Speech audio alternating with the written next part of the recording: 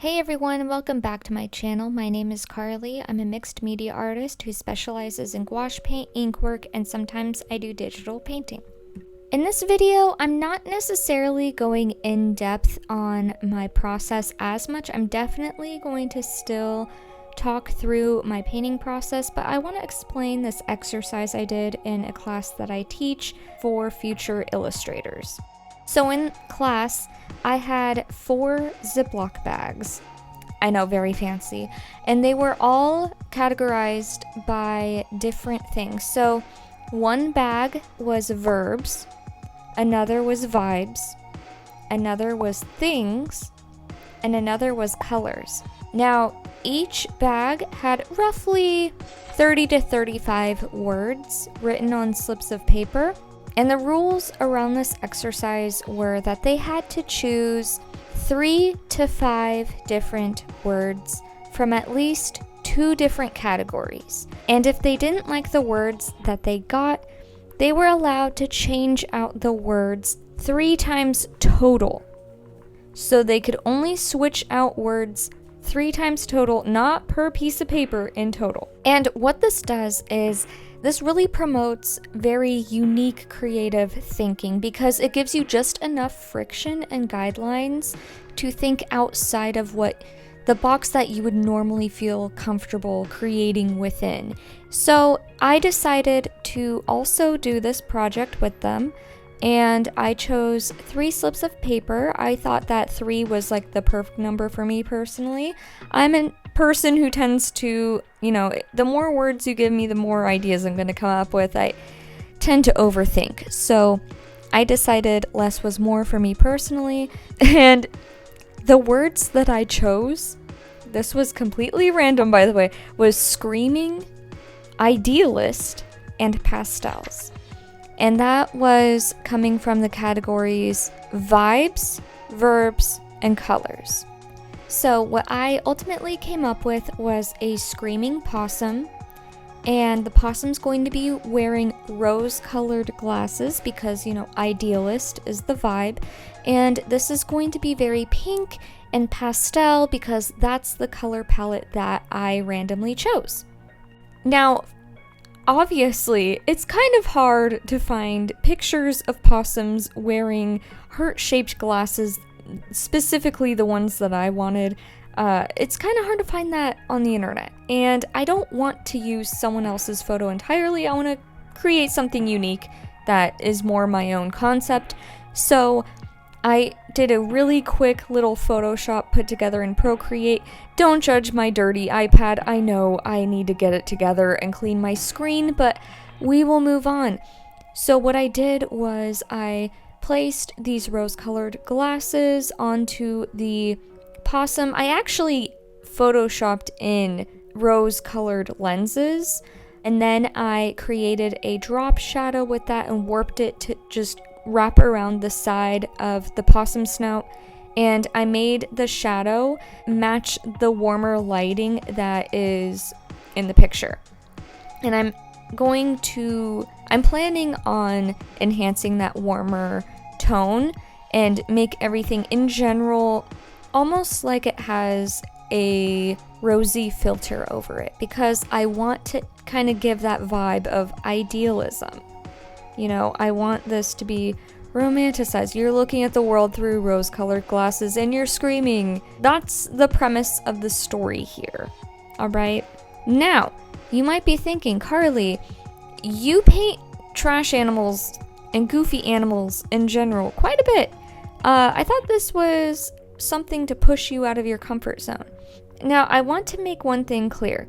I do not want any artist to feel like they have to hide their artistic voice and their sense of self-expression. That is not the purpose of this assignment. This assignment is to help them tune their artistic expression, what they feel they authentically want to express.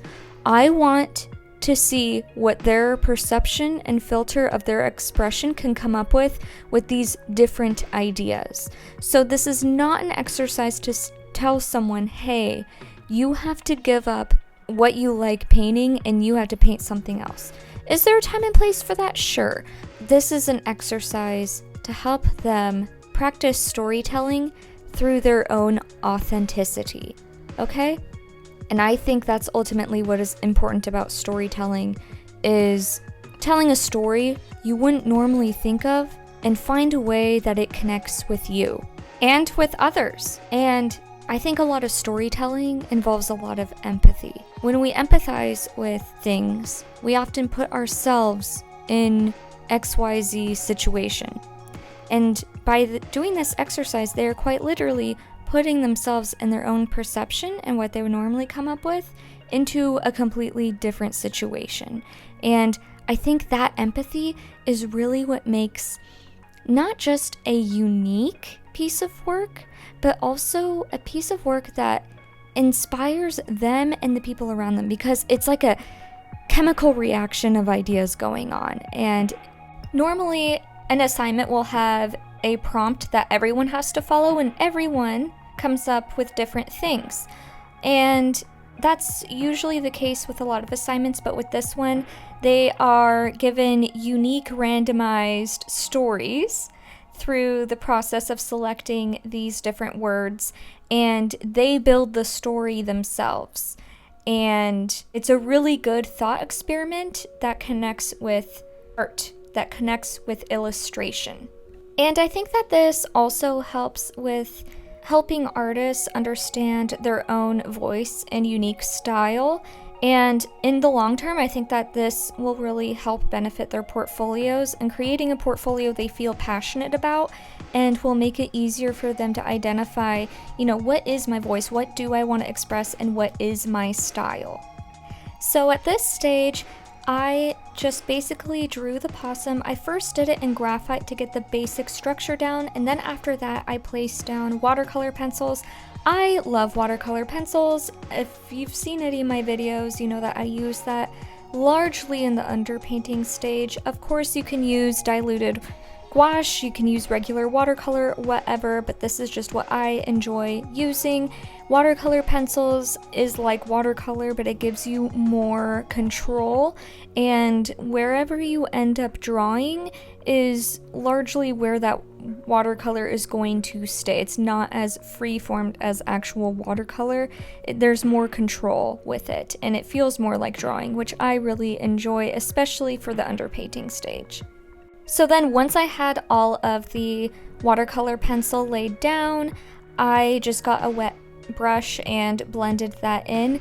I used purple for the ears because I thought that the shadows could have more of a pastel-y look if I used purple. I didn't really want an overcast look. That's why I tried not to use too much blue in this. I really stuck with more purples and yellows that you would find in more warm lighting.